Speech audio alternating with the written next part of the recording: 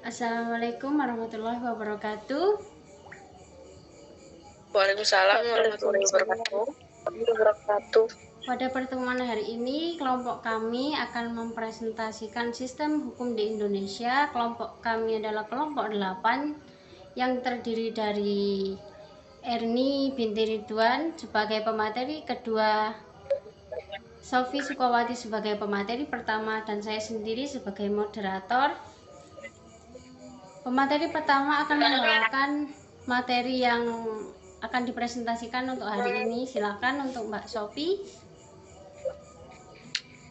Untuk materi pertama adalah pemahaman. Pada hakikatnya, hukum di Indonesia merupakan suatu sistem yang terdiri dari komponen-komponen saling berkaitan untuk mencapai tujuan yang didasarkan pada UUD 1945 dan dijiwai oleh falsafah Pancasila.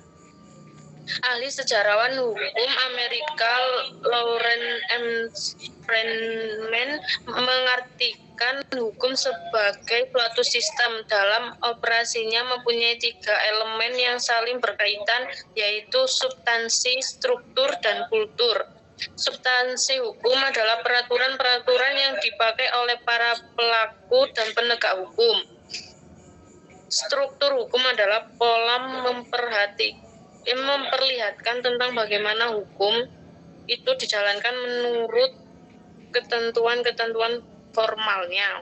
Kultur hukum adalah tuntunan atau permintaan dari rakyat atau pemakai jasa hukum.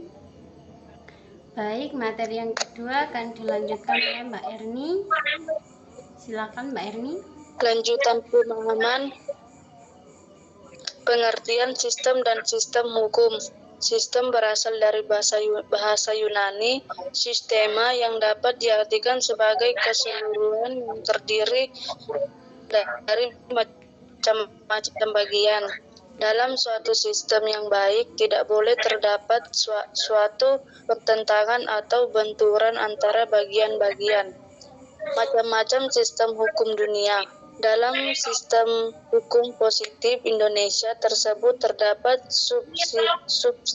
subsistem hukum perdata, subsistem hukum pidana, subsistem hukum tata negara, dan lain-lain yang satu sama lain saling berbeda.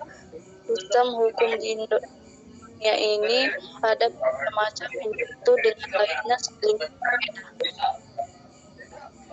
Baiklah, itu materi presentasi dari kelompok 8 yang telah disampaikan oleh pemateri pertama dan pemateri kedua. Dan kesimpulannya ialah fungsi hukum yang paling umum untuk menegakkan keadilan, dan hukum diciptakan atau dibuat untuk dilaksanakan dan bukan dilanggar. Terima kasih. Akhirul kalam. Assalamualaikum warahmatullahi wabarakatuh. Waalaikumsalam Warahmatullahi wabarakatuh.